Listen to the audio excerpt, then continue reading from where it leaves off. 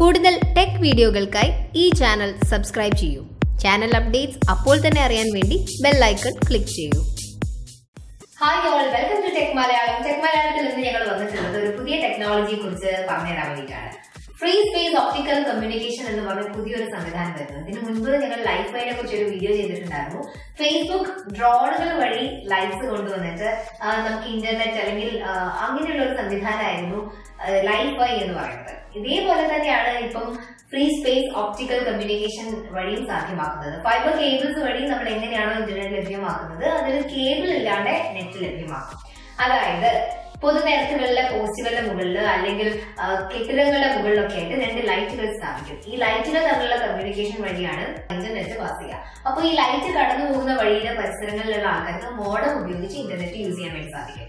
ഈ പദ്ധതി ഗൂഗിളിന്റെ മാതൃസ്ഥാപനമായിട്ടുള്ള ആൽഫബൈറ്റ് ആണ് നടപ്പിലാക്കാൻ വേണ്ടി പോകുന്നത്. അപ്പൊ ഇത് ആദ്യം വരുന്നത് നമ്മുടെ ഇന്ത്യയിലെ ആന്ധ്രാപ്രദേശിലാണ്. ആന്ധ്രാപ്രദേശ് ഇത് വളരെ സ്നേഹത്തോടെ അല്ലെങ്കിൽ വളരെ ആഗ്രഹത്തോടു കൂടി ഈ ഒരു പദ്ധതിക്ക് മുന്നോട്ട് എത്തിയിരിക്കുകയാണ്. അപ്പൊ ഈ ഒരു പദ്ധതി നിലവിൽ വരുന്നതോടുകൂടി 1.2 crore ആൾക്കാർക്കാണ് ഇന്റർനെറ്റ് ലഭ്യമാകാൻ വേണ്ടി പോകുന്നത്. ഇതിനു മുൻപ് ഗൂഗിൾ ഗ്ലാസ്, പിന്നെ നമ്മുടെ കാറ്, ഡ്രൈവർ ഇല്ലാത്ത കാറ്, ബലൂൺ വഴി ഇന്റർനെറ്റ് ലഭ്യമാക്കുന്നത്, അങ്ങനെ കുറെ സംവിധാനങ്ങൾ കൊണ്ടുവന്നിട്ടുള്ള ആൽഫബൈറ്റ് തന്നെയാണ് ഇതിന് മുന്നിൽ എന്നുള്ളതാണ്. ഇത് തീർച്ചയായിട്ടും നടപ്പിൽ വരും എന്നുള്ളതിന്റെ ഉറപ്പ് നൽകുന്ന പ്രധാനപ്പെട്ട ഘടകം. നമ്മുടെ ബലൂൺ വഴി ഇന്റർനെറ്റ് ലഭ്യമാക്കുമ്പോൾ ബലൂൺ ഇങ്ങനെ പറത്തി വിടുന്ന സമയത്ത് കുറച്ച് സമയത്തേക്ക് അല്ലെങ്കിൽ കുറച്ച് കാലത്തേക്ക്, ദിവസങ്ങളിലേക്ക് മാത്രമേ നമുക്ക് internet ലഭ്യമാക്കുന്നുള്ളൂ.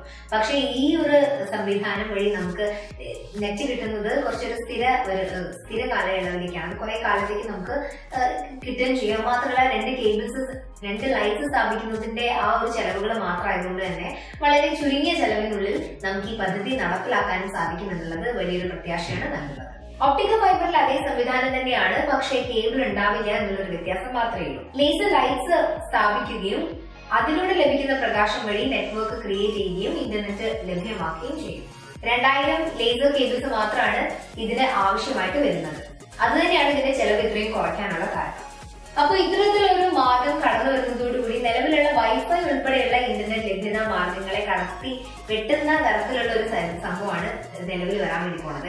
Anyways, we are looking for the best. ഈ വീഡിയോ ഞങ്ങളിവിടെ വൈൻഡപ്പിയാണ്. മറ്റൊരു ടോപ്പിക്കുമായി അടുത്ത ടെക് വീഡിയോയിലൂടെ കാണാം. അതുവരെ സ്റ്റേ ട്യൂൺ. നമ്മുടെ ചാനൽ സബ്സ്ക്രൈബ് ചെയ്തിട്ടില്ലെങ്കിൽ സബ്സ്ക്രൈബ് ചെയ്യുക. നിങ്ങൾക്ക് വീഡിയോസ് ഇഷ്ടപ്പെട്ടിട്ടുണ്ടെങ്കിൽ ലൈക്ക് ചെയ്യുക. നിങ്ങളുടെ കമന്റ് സെക്ഷനിൽ രേഖപ്പെടുത്തുക.